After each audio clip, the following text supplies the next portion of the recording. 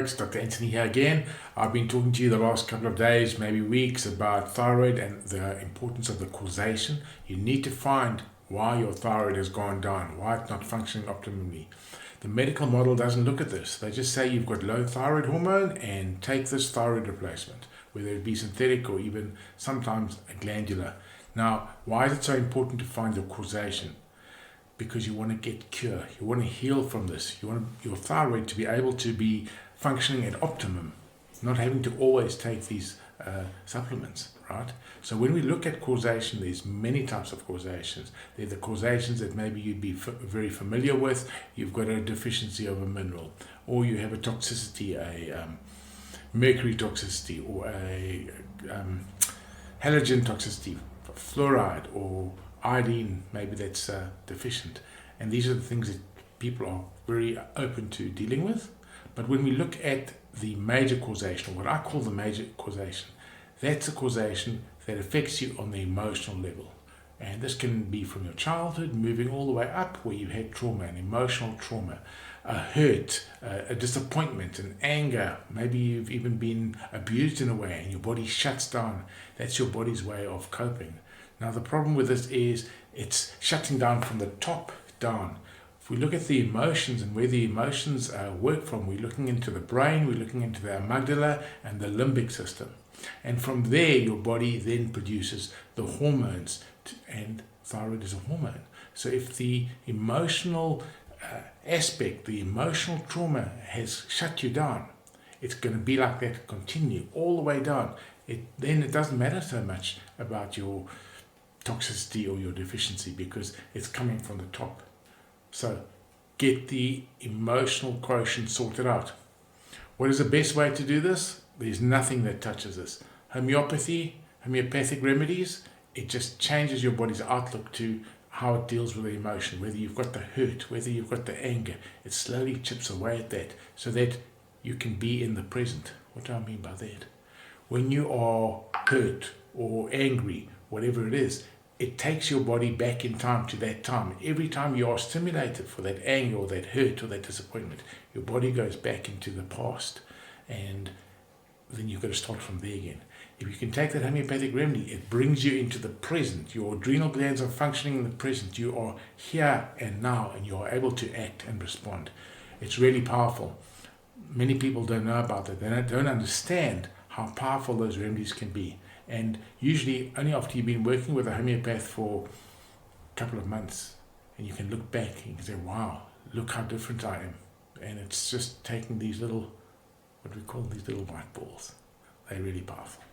Let's take a look at some homeopathic prescriptions specifically for thyroid disease. Remember, we're talking about the emotions, we're talking about the high-end remedies, the traumas that have been blocked maybe for a long time.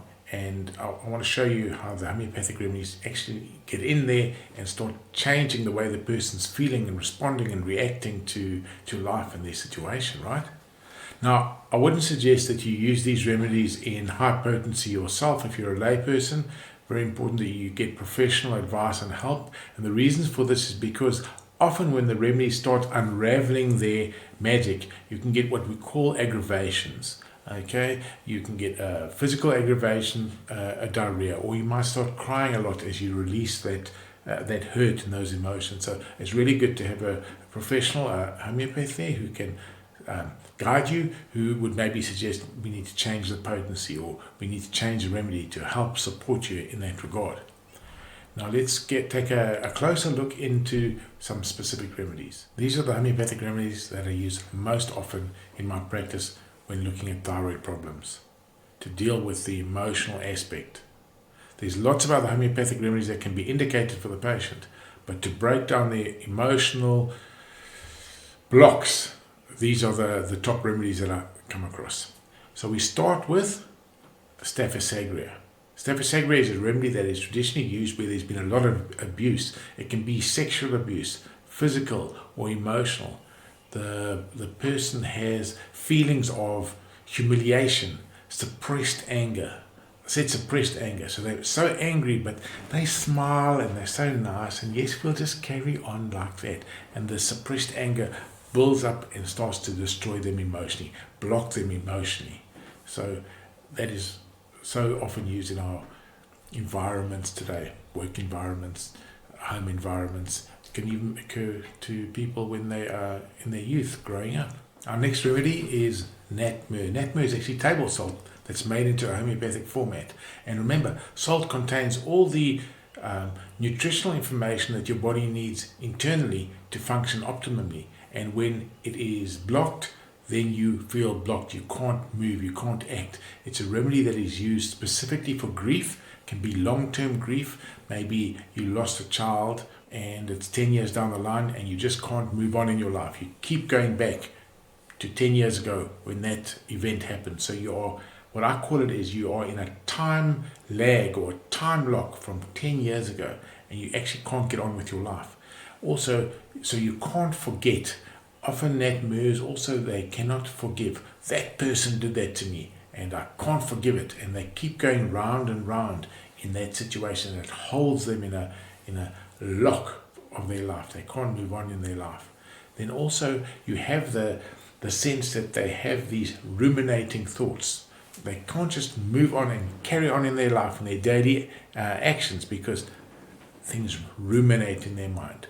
Yes, but what if that happens? But what if that doesn't happen? And they're almost like paralyzed in that sense. They can't act. Now we look at Ignatia amora. It is a remedy that's also for shocks of grief. It's more what they call the hysterical remedy. The person has symptoms such as tics, eye tics or tics in the arm. They have a sense of always having to sigh, and that sighing actually resets the body's autonomic nervous system, the sympathetic and the parasympathetic tone, so they can relax then. Other hysterical manifestations are crying hysterically.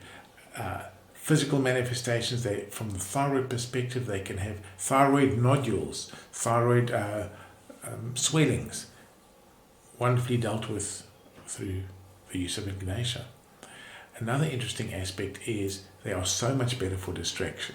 So you have this Ignatia patient that is crying uncontrollably because something has happened or they've remembered something, they're not in a good space, and you say to them, listen, come, let's go out, let's go and see a movie, or let's go and have a coffee, or let's do something. You're actually distracting them.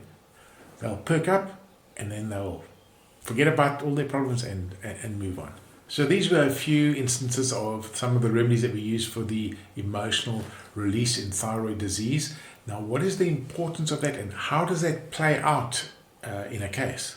Let's take an example. Let's say we use the Staphysagria example. The person's got a lot of humiliation, suppressed anger from whatever they've been through, and you prescribe a real well-indicated remedy of Staphysagria with the high potency there, and you do a follow-up in about a month or two. And you ask the patient. So previously when we met, we had this instance where you were so angry at what happened to you there and the aspect to that.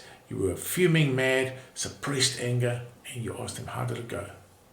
They'll look, they'll think a little and say, actually, I don't have that charge in my body anymore. I don't have that anger anymore. It's 1-2 months and it's gone. That's the beauty of homeopathy, and that's why it's so important to start there when you're looking at the thyroid healing, because you've got this interplay between the adrenal glands and the endocrine gland of the thyroid, and if the adrenals and the autonomic nervous system are not rebalanced and toned down to be out of the fight or flight, you're continually going to having the cortisol that is up and the thyroid gland that is going to be malfunctioning or underfunctioning. Or maybe if it's a autoimmune thyroiditis, it can be overfunctioning because it's in this fight or flight state, this push, this pressure, this stress. Take that into account when you're looking to cure your thyroid. Now, I've just given you a small little tidbit here. There's a lot of other aspects that come into play. Remember, we spoke of the other causative factors, the deficiencies, the toxicities. Those are things that all need to play out and release when you're looking to deal with the thyroid healing. See you next time.